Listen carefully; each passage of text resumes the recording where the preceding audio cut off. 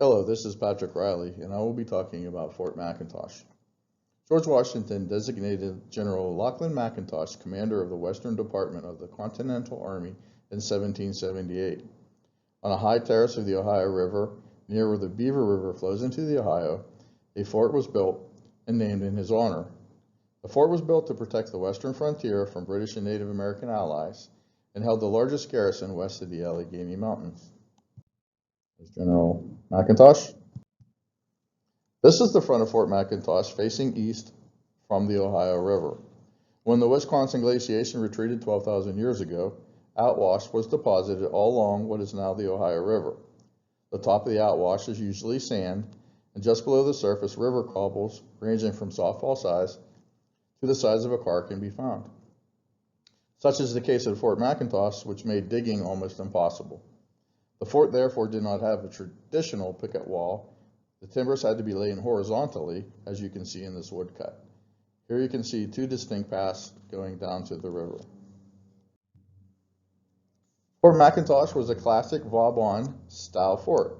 The most significant event that occurred at Fort McIntosh was the January 21st, 1785 Treaty of Fort McIntosh, signed by chiefs of the Chippewa, Ottawa, Wyandot, and Delaware Nation. George Rogers Clark, Colonel Samuel Atlee, Commissioners Arthur Lee, and Richard Butler attended the treaty. The treaty ceded what would be known as the Northwest Territory and led the way to the Land Ordinance of 1785. After the Treaty of Paris, the fort was garrisoned by a small contingent of troops until the fort was finally abandoned in 1788. Beginning in 1974, amateur archaeologists excavated part of Fort McIntosh. They found over 80,000 artifacts. Many of the remains were from fish and wild game, indicating that the soldiers were supplementing their rations by hunting and fishing. Numerous H-shaped hearths were found, indicating two cabins side by side with a common fireplace. The stone wall footers built to support the horizontal walls indicated a rough outline of the fort. Unfortunately, the artifacts were excavated by amateur archaeologists and therefore never properly analyzed or cataloged. Field notes and photographs were not properly curated. An archaeological field report was never written. Thus, we know almost nothing about the archaeological field work or what was found. Of the 80,000 artifacts recovered, only a small amount remains and is on display at the old Greersburg Academy. The archaeological remains seem to indicate that Fort McIntosh was built so far out on the frontier that it was poorly supplied. The situation was even more dire at nearby Fort Lawrence, built in 1778 near present Bolivar, Ohio. The men who ventured outside that fort were often killed, and many burials have been located by Ohio archaeologists. Records show at one point that the leather shoes were being boiled for food, and Fort Lawrence was abandoned in 1779.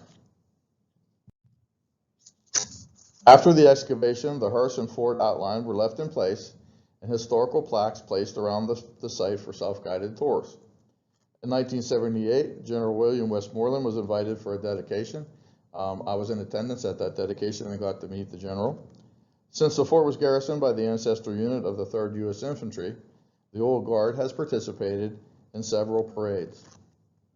If you are ever in the Pittsburgh area, Fort McIntosh is worth a visit.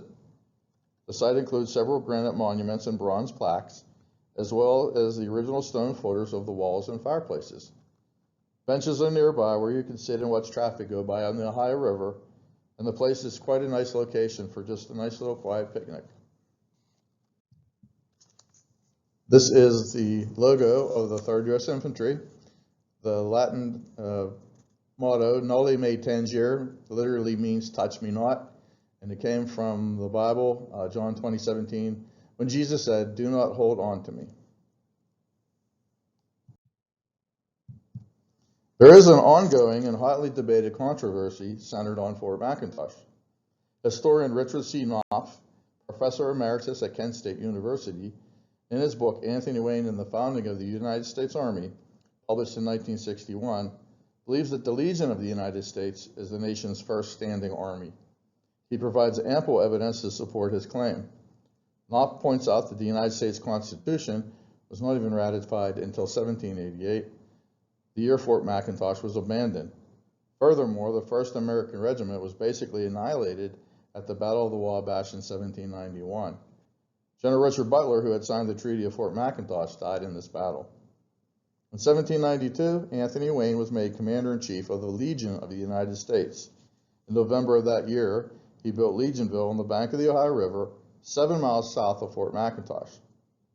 It was at Legion Ville that Wayne built the core of an army that would win the victory at the Battle of Fallen Timbers in 1794 and force the Treaty of Greenville in 1795. Interestingly, the distinct colors of General Wayne's 1st Sublegion are a white plume and black hat, the very symbol that all members of the Old Guard wear proudly. 17 soldiers of the Legion in the United States are buried at Legionville, and not a single archaeologist, historian, or military unit has ever showed interest in locating these graves. Hope you have enjoyed this presentation.